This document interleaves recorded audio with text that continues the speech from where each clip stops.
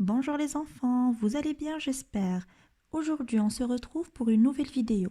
Cette fois-ci, ça serait du lexique pour une leçon intitulée Les antonymes.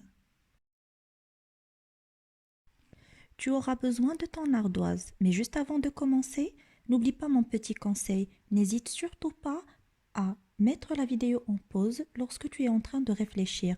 Juste après, tu peux relancer la vidéo. Aujourd'hui, il fait très froid. Oh oh, mais ça n'a rien à voir avec ce que je dis. Là, il fait vraiment très chaud. D'accord, reprenons.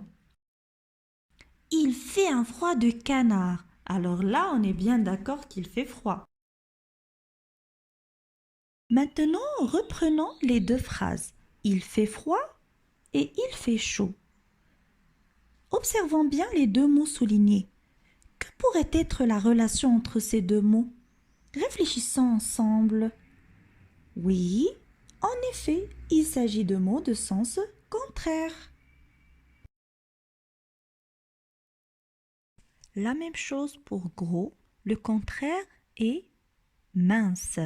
Et pour l'adjectif heureuse, l'opposé ou le contraire est triste.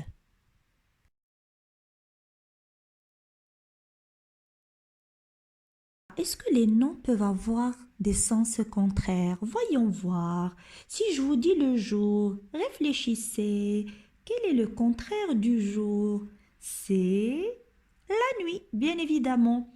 Et si je vous parle d'un escargot très long, je parle de la lenteur, hein?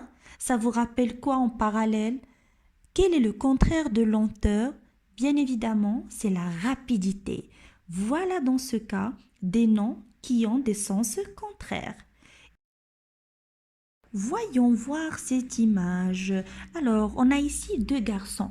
Le premier est en train de monter, en effet. Et le deuxième, il est au sens contraire. Que fait-il? Cherchons bien le contraire du verbe monter. Oui, bravo, il s'agit de descendre. Eh bien, ces mots qui expriment une idée de sens contraire, on les appelle les antonymes.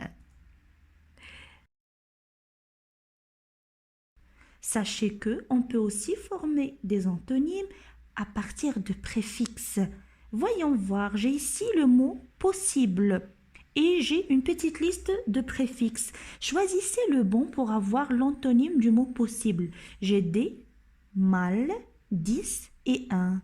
Réfléchissons. Oui, en effet, une chose est possible et une autre chose est impossible. Voilà, on vient d'ajouter le préfixe un. Et si on passait maintenant à l'adjectif content, on mettrait quel préfixe devant cette fois pour obtenir le sens contraire? Mécontent? Oui, voilà, c'est la bonne réponse. Bravo, tu l'as bien eu. Et si on récapitulait? Donc les antonymes sont des mots de sens contraire. Par exemple, autoriser, le contraire est interdire. N'oubliez pas, les antonymes devraient avoir la même classe grammaticale, des verbes, des noms ou bien des adjectifs. Et puis n'oublie pas aussi que tu peux très bien former un antonyme en ajoutant un préfixe. Voilà, comme mobile, immobile.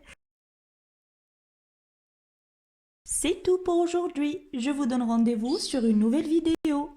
À bientôt!